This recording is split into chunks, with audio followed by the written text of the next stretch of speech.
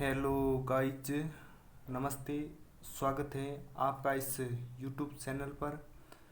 तो दोस्तों, आज हम कुछ ऐसे प्रश्न लेके आए जिसमें इतिहास और कला संस्कृति भी के प्रश्न है वो शामिल हैं। तो दोस्तों, हम क्लास शुरू करने से पहले कुछ अब्दुल कलाम की जो बातें हैं वो हमेशा हमें वो याद रखें। अब्दुल कलाम कहते हैं कि सपने वो नहीं जो हम सोते हुए देखते हैं, सपने वो हैं जो हमें सोने नहीं देते हैं। तो दोस्तों, इस जो अब्दुल कलाम की ये बात है वो हमेशा याद रखें। चलिए दोस्तों, अब हम वो नेक्स्ट प्रश्नों की तरफ बढ़ते हैं। तो हमारा पहला क्वेश्चन हमारा पहला क्वेश्चन है जी कि जो कालीबंगा सपेता हैं वो राजस्थान के किस जिले में स्थित हैं। तो दोस्तों, बताइए कि जो कालीबंगा सपेता है वो राजस्थान के किस जिले में स्थित हैं। तो वो हनुमानगढ़ जिले में स्थित हैं। कहाँ पर स्थित हैं?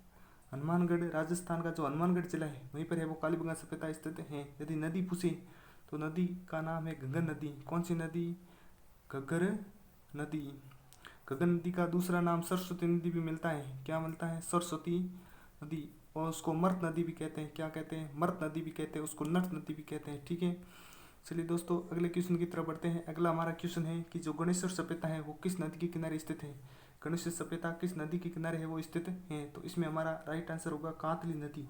गणेश्वर सपेता है वो कांतली नदी के किनारे स्थित है और राजस्थान के सीकर जिले में वो गणेश्वर सपेता स्थित है। इस गणेश्वर सपेता को यानी कि भारतीय सपेताओं की जननी कहा जाता है। भारतीय सपेताओं की क्या कहा जाता है? भारतीय सपेताओं की है वो जननी कहा जाता है। भारतीय सपेताओं की जननी किस सपेता को कहा जाता है? वो गणेश्वर सपेता का हो। गणेश्वर सपेताओं को इस भारतीय सपेताओं की है वो जननी माना जाता है। चलिए दोस्तों, अगला क्वेश्चन है हमारा कि जो पद्मिनी है वो किस शासक की पत्नी थी। तो दोस्तों, आप पता होगा कि जो पद्मिनी है वो इनकी श्रीलंका के राजा गंधर्व सेन की पुत्री थी और उसके माता का नाम चंपावती। ये मेवाड़ के रावल शाखा के अंतिम शासक जिसका नाम था राव रतन सिंह, और राव रतन सिंह के ये पत्नी थी, तो ये राव रतन सिंह की है वो पत्नी थी। आपको पता है जब चित्तौड़ का 1303 के अंदर जब चित्तौड़ का प्रथम शाखा हुआ था उस समय पद्मिनी ने वो जोर किया था और राजस्थान का ये अग्नि जोर माना जाता है। कैसा जोर है? अग्नि जोर है। ठीक है। चलिए दोस्तों, नेक्स्ट क्वेश्चन की तरफ बढ़ते हैं। तो अगला हमारा क्वेश्चन कि जो कृष्णा कुमारी है वो किस राज्य की राजकुमारी थी। तो दोस्तों बताइए, कृष्णा कुमारी, आपने इतिहास में पढ़ा होगा कि मेवाड़ के राजा भीम सिंह और उस भीम सिंह की पुत्री जिसका नाम था कृष्णा कुमारी। आपको पता भी है कि कृष्णा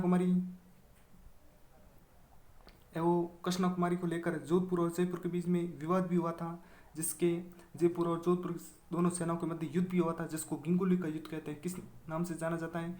गिंगोली के युद्ध के नाम से जाना जाता है। ये युद्ध है वो 1807 के अंदर हुआ था। बाद में उसको 1810 के अंदर उसको है वो जहर दे के मार दिया गया था। तो चलिए दोस्तों, अगला हमारा क्वेश्चन है कि राठौड़ वंश के संस्थापक कौन थे। तो बताइए दोस्तों कि जो राठौड़ वंश था उसके मारवाड़ में राठौड़ वंश के संस्थापक माने जाते हैं। तो मारवाड़ में सबसे पहले राठौड़ वंश के संस्थापक राव सिया थे। कौन थे? राव सिया थे। चलिए दोस्तों, अगला क्वेश्चन की तरफ बढ़ते हैं। अगला हमारा क्वेश्चन है कि चित्तौड़ का प्रथम शाखा कब हुआ था। अभी हमने बात की थी कि चित्तौड़ का जो प्रथम शाखा है वो 1303 के अंदर हुआ था, जिसमें रानी पद्मिनी द्वारा है वो जोर किया गया था। दोस्तों, आपको पता है कि चित्तौड़ के अंदर 3 शाखे हुए थे। कितने शाखे हुए थे? 3 शाखे हुए थे। पहला शाखा है वो 1303 के अंदर हुआ था। अलाउद्दीन खिलजी ने आक्रमण किया था और राव रतन सिंह लड़ते वीर गति को प्राप्त होते हैं। दूसरा शाखा वो 1534 के अंदर दूसरा शाखा होता है। उस समय राणा विक्रमादित्य के समय और बहादुर शाह द्वारा आक्रमण कर दिया जाता है। और जो तीसरा शाखा है वो तीसरा शाखा हमारा 1567 के अंदर होता है और उस समय उदित सिंह के समय ये जो होता है शाखा, और उस जो आक्रमण है वो अकबर द्वारा आक्रमण किया जाता है। तो दोस्तों, ये 3 शाखे जो चित्तौड़ के अंदर हुए थे, इसलिए चित्तौड़ वो 3 शाखों के लिए प्रसिद्ध हैं। अगला हमारा नेक्स्ट हमारा क्वेश्चन कौन पंच पीरों में शामिल नहीं है? दोस्तों ये प्रश्न आपके राजस्थान के लोक देवताओं से उठाए गए हैं। तो बताइए कि कौन पंच पीरों में शामिल नहीं है? तो बताइए दोस्तों कि कौन पंच पीरों में शामिल नहीं है? पाबू जी हैं, अड़बू जी हैं, रामदेव जी हैं, जबकि तेजा जी है वो पंच पीरों में शामिल नहीं है। चलिए अगले नेक्स्ट क्वेश्चन देखते हैं। तो नेक्स्ट हमारा क्वेश्चन है कि संत धना किसके शिष्य थे? तो संत धना है वो गुरु रामानंद के शिष्य माने जाते हैं। दोस्तों संत धना का जो जन्म है वो 1551 के अंदर धून ग्राम नामक जो ग्राम आया हुआ है वो टोंक के अंदर है, उसमें है वो उसका जन्म होता है, और जाट परिवार के अंदर है वो धना जाट का जन्म होता है। तो अगला हमारा क्वेश्चन है कि राजस्थान का कबीर है वो किसे कहा जाता है? तो दोस्तों राजस्थान का जो कबीर है, आपको पता होगा कि संत जो दादू है उसको राजस्थान का कबीर कहा जाता है। संत दादू का जो जन्म है वो 1544 में अहमदाबाद में हुआ था। कहाँ पर हुआ था? अहमदाबाद में है वो संत दादू का जन्म हुआ था। ठीक है। चलिए दोस्तों इसकी जो समाधि है संत दादू की, जो राजस्थान के अंदर जो समाधि बनी हुई है वो बनी हुई भैराणा जयपुर के अंदर है वो, इसकी है वो समाधि बनी हुई है संत दादू की। चलिए दोस्तों अगला हमारा क्वेश्चन, नेक्स्ट क्वेश्चन की तरफ बढ़ते हैं। अगला हमारा जो क्वेश्चन है वो है कि कपिल मुनि का जो मेला है वो किस जिले में भरता है? तो बताइए दोस्तों कि जो कपिल मुनि का मेला है वो राजस्थान के किस जिले के अंदर भरता है? जो कपिल मुनि का जो मेला है वो राजस्थान का जो बीकानेर जिला है उसमें कपिल मुनि का है वो मेला भरता है।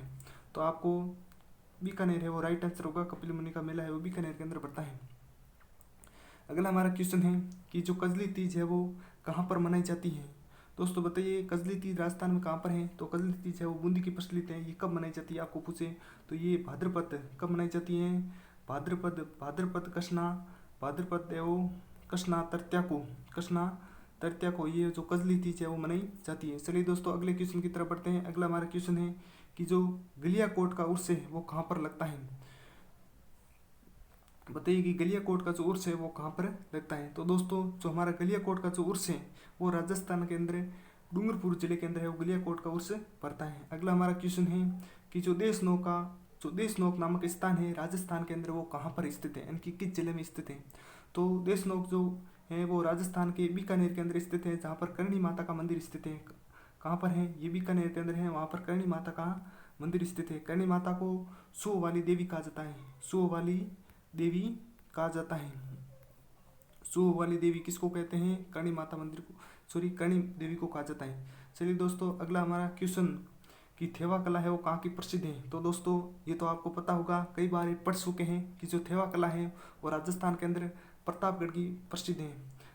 थेवा कला कहाँ की प्रसिद्ध है? प्रतापगढ़ की प्रसिद्ध है। प्रतापगढ़ के जो सोनी परिवार है, कौन से? जो सोनी परिवार है वो प्रतापगढ़ की जो कला है उसमें है वो क्या है? निपुण माने जाते हैं। वो निपुण माने जाते हैं। कई बार दोस्तों ये प्रश्न पूछा जाता है कि जो महेशराज सोनी का संबंध है वो किस कला से है? महेशराज सोनी का संबंध, तो दोस्तों महेशराज जो सोनी है वो इस प्रतापगढ़ इनकी थेवा कला से ही संबंधित है। चलिए दोस्तों अगला क्वेश्चन की तरफ बढ़ते हैं। अगला हमारा क्वेश्चन कि सूप नाम का जो आभूषण है वो कहाँ पर पहना जाता है? जो सूप नाम का जो आभूषण है वो दांत के अंदर पहना जाता है। कहाँ पर पहना जाता है?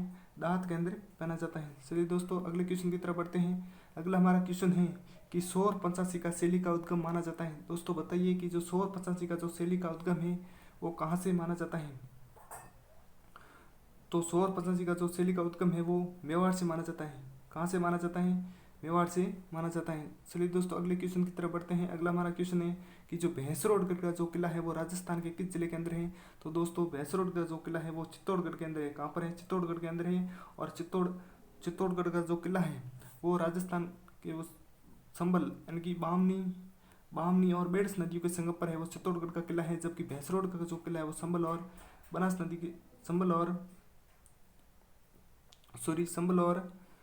बेड़स नदी के किनारे भैंसरोड का किला स्थित है। चलिए दोस्तों अगले क्वेश्चन की तरफ बढ़ते हैं। अगला हमारा क्वेश्चन है कि जो हर्षद माता का जो मंदिर है वो कहाँ पर स्थित है? दोस्तों हर्षद माता का जो मंदिर है वो दौसा के अंदर है। कहाँ पर है? दौसा के अंदर है। अबानेरी दौसा के अंदर है वो हर्षद माता का मंदिर है। दोस्तों सीकर के अंदर तो हर्ष माता का मंदिर है। किसका है? हर्ष माता का मंदिर कहाँ पर है? सीकर के अंदर है। ठीक है। चलिए दोस्तों अगला हमारा क्वेश्चन है कि जो पोकरण की हवेली है वो कहाँ पर स्थित है। तो दोस्तों बताइए पोकरण की हवेली राजस्थान के अंदर कहाँ पर स्थित है। तो पोकरण की हवेली है वो जोधपुर के अंदर है। कहाँ पर है, जोधपुर के अंदर है। चलिए दोस्तों अगले क्वेश्चन की तरफ बढ़ते हैं। हमारा जो अंतिम क्वेश्चन है वो जोधपुर सभ्यता है वो राजस्थान के किस जिले के अंदर है। तो दोस्तों ये जो क्वेश्चन है इसका जो आंसर है वो आपको इस कमेंट के अंदर है वो बताना है कि जो जोधपुर जो सभ्यता है वो राजस्थान के अंदर किस जिले के अंदर स्थित है। तो दोस्तों ये आप सब कमेंट करके बताना कि जो जोधपुर सभ्यता है वो राजस्थान के किस जिले के अंदर है। तो दोस्तों आज हम इतनी ही पढ़ेंगे, कल हम फिर मिलेंगे नेक्स्ट क्लास पर। तब तक के लिए आप खुश रहिए, हंसते रहिए, मुस्कुराते रहिए। थैंक यू, धन्यवाद।